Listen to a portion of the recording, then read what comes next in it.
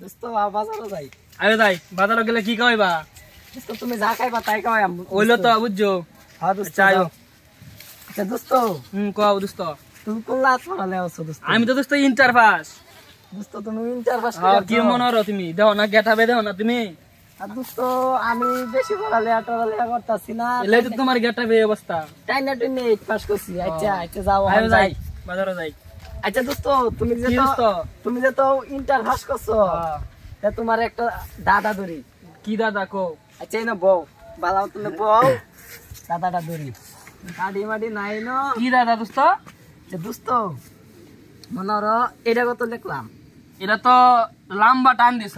আরে না এটা লাল না, লম্বা টান দিছ না দোস্ত।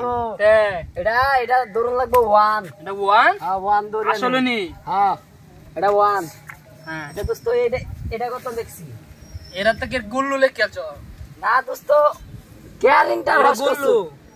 না দোস্ত তো এটা এটা এটা এটা গুল্লু মনে হয়। এটা কি মনে হয়? এটা গুল্লু ডিম আরে লেখেছ। এটা এটা ডিম হইব দোস্ত এটা 8 হইব 8। এইটাই তো না তো। এটা 8। এটা এইটাই তো না।